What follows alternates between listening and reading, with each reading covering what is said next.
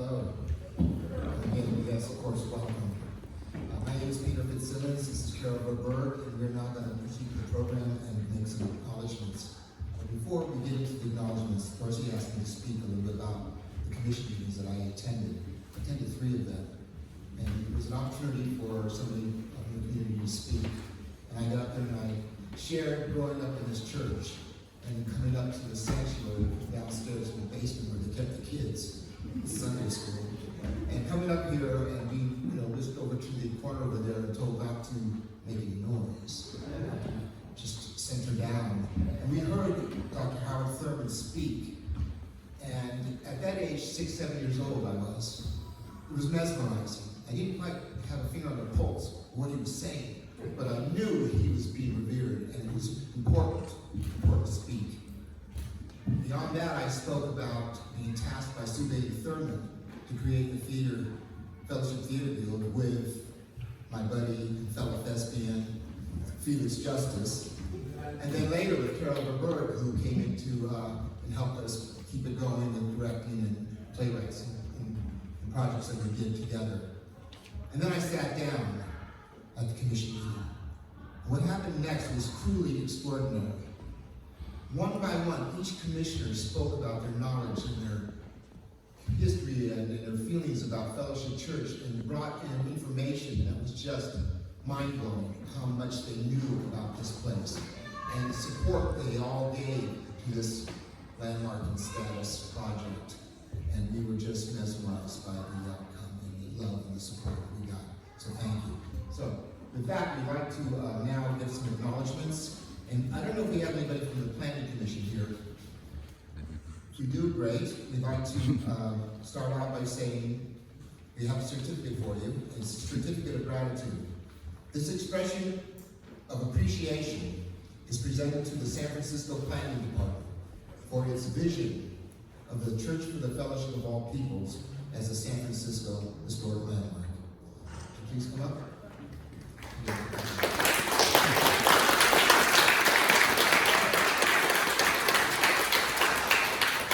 The second one is a certificate of gratitude to the San Francisco Historic Preservation Commission. I know we have a commissioner here with us. So, let me just read this and come up and get your certificate. Expression of appreciation is presented to the San Francisco Historic Preservation Commission for its enthusiastic and unanimous affirmation of the vision of the Church for the Fellowship of All Peoples as a San Francisco historic landmark. Please come in.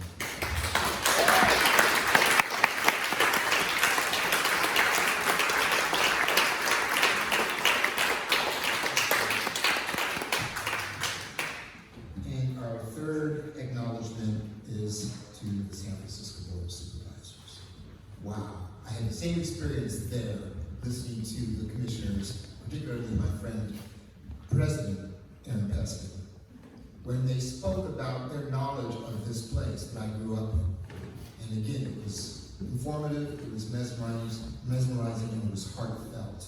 So, with that I say, this expression of appreciation is presented to the San Francisco Board of Supervisors for its enthusiastic and unanimous enactment of the vision of the Church for the Fellowship of All Peoples as a San Francisco historic landmark.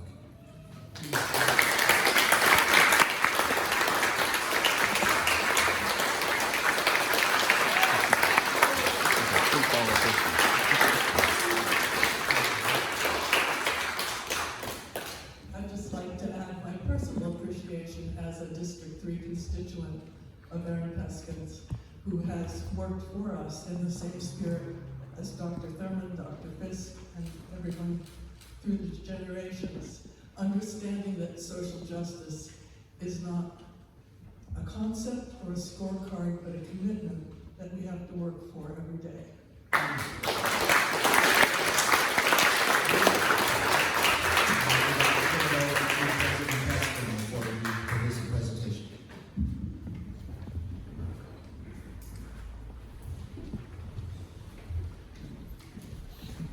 Reverend Dr. Blake, Reverend Peskin, to the members of the congregation, let me start by thanking Planning Department staff, Laura Ladowdy, for her work.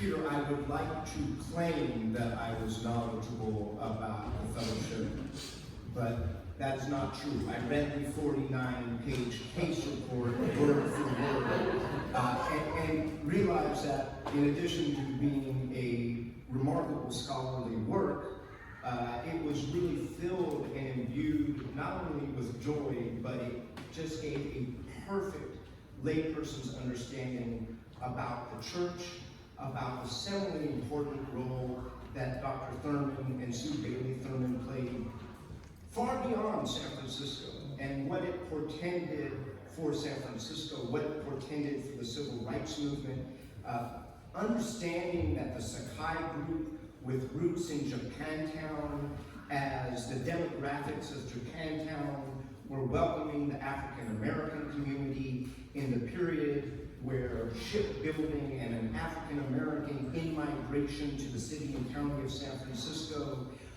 and then deliberately choosing to leave that neighborhood. Dr. Thurman chose Russian Hill for a reason. And I say that on the day, I was just telling Pilar, today, in addition to being the 79th birthday of this institution, is the 150th, I just came from the 150th anniversary of the Chinese Congregational Church, which was a remarkable, not dissimilar story where the first ordained Chinese reverend was ordained there in 1895 with, never known to me, Ji Dong was his name, with a not dissimilar relationship with a Dr. Fisk, if you will, who was Reverend William Pond of 1873. That gets us to 150 years. But let me say a few words about historic preservation, which, as a bunch of the former and current historic preservation commissioners know, is near and dear to me. This is a field that has evolved not only in San Francisco, but in cities around the United States of America and around the world. And the United States of America, the Wild West that we live in, have been relatively late adopters of historic preservation. And San Francisco was good at the beginning, in the days of Joe Alioto in the 1960s. And I see actually people in the congregation who were members of what used to be the Landmarks Preservation Advisory Board. But by the 2000s, San Francisco was far behind much of the United States of America. And we all voted in 2007 to elevate that Landmarks Preservation Board to a Historic Preservation Commission. And the number of landmarks has flowed, and our historic districts have increased, but our concepts about historic preservation have expanded beyond the edifice and expanded to embrace the preservation of culture and the preservation of important individuals associated with history. And that's precisely what Landmark 309 represents. Now let me also say that preservation is under some amount of attack, precisely because of those reasons. This is a field that preserves things that people would like to wipe away. Wipe away for economic advantage. Wipe away for cultural advantage.